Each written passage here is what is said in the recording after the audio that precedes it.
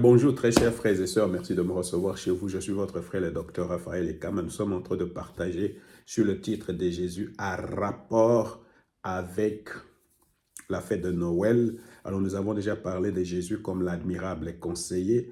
Alors nous sommes en train de parler maintenant de Jésus comme le prince de la paix. Ce titre vient d'Ésaïe chapitre 9, verset 5. Alors, hier, j'avais dit que la paix est une personne. Alors, si tu connais la personne de Jésus-Christ, les résultats, c'est la paix. Si tu es sous l'autorité de Jésus, sous le gouvernement de Jésus, les résultats, c'est la paix que personne ne peut décrire. C'est un cadeau qui vient de Dieu, c'est Dieu qui te donne cette paix-là. C'est Jésus lui-même qui te donne cette paix.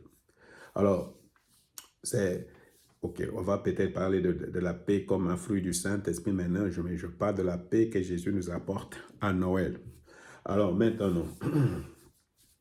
maintenant, quand vous lisez 1 Thessaloniciens chapitre 5, verset 3, la Bible dit que le Dieu de paix vous rende lui-même entièrement, le Dieu de paix vous rende entièrement saint. Alors vous savez, la paix que Dieu vous donne,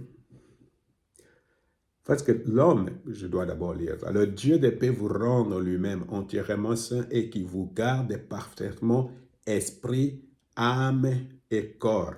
Esprit, âme et corps. Donc, un homme, c'est d'abord un esprit. Un homme a une âme et habite dans un corps. Alors, la paix que Jésus nous donne, à quel niveau il est? C'est au niveau de l'esprit. Et si cette paix-là est au niveau de l'esprit, ça va affecter tout, ça va affecter ton âme, ça va affecter même ton corps. C'est pour cette raison que tout autour de toi est c'est comme un tourbillon tout autour de toi, mais toi, tu es serein, tu es calme. C'est parce que quand cette paix-là touche son esprit, ça va affecter tout le corps entier. Ça va affecter et l'âme et le corps. Comprenez? La paix que Dieu donne. 1 Colossiens chapitre 3, verset 15, que la paix instaurée par Christ gouverne vos décisions. C'est pourquoi quelquefois les gens, quand ils disent « j'ai pas la paix, je ne peux pas prendre la décision », les mots « gouverner », c'est ce que je venais de dire. C'est quelque chose qui règne. La paix règne. Alors ça, c'est la paix qui vient de Jésus. Ça va régner. Et ça va te conduire à prendre de bonnes décisions. La paix qui vient de Jésus-Christ. Maintenant, je viens à 1 Corinthiens chapitre 14, verset 33. La Bible dit, Dieu, en effet, n'est pas un Dieu de désordre, mais de paix. Alors, Dieu n'est pas un Dieu de désordre, mais de paix. Autrement dit, si tu n'as pas la paix, c'est parce qu'il y a du désordre.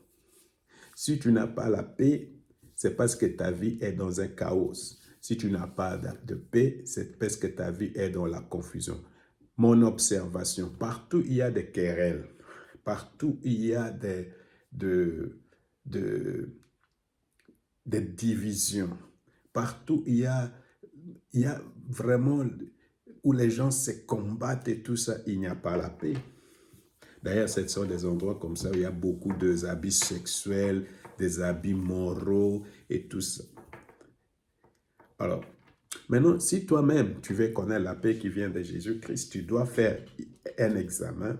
Il faut regarder d'abord et te poser la question, est-ce que ma vie est en ordre avec Dieu? Est-ce que ma vie est en ordre avec Dieu?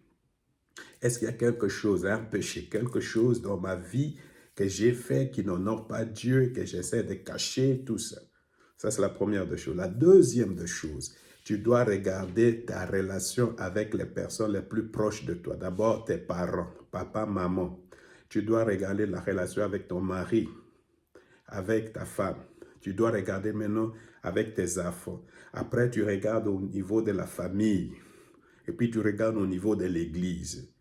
Comment sont tes relations? Alors, si tu constates qu'il y a quelque chose qui ne marche pas, tu dois vraiment pardonner. Alors, Le pardon, c'est une décision, ça n'a rien à voir avec les sentiments. Et la décision, c'est je te pardonne. Moi, je prends la décision de te pardonner. Peu importe ce que tu as fait, peu importe ce que tu as dit, peu importe comment tu... Moi, je te pardonne. Et quand tu fais ça, Dieu va aussi te pardonner tes péchés, n'est-ce pas? C'est ce que nous disons toujours, pardonne-nous nos péchés comme nous pardonnons aux autres. Alors, vous comprenez que c'est vraiment lié toutes ces choses-là. Alors, si tu veux connaître la paix que Jésus nous apporte en Noël, le prince de la paix, tu dois devoir pardonner les autres. Tu dois dans les devoirs confesser tes péchés. Alors, vous voyez, c'est simple. Et il n'y a pas vraiment des effets secondaires. Que le Seigneur vous bénisse.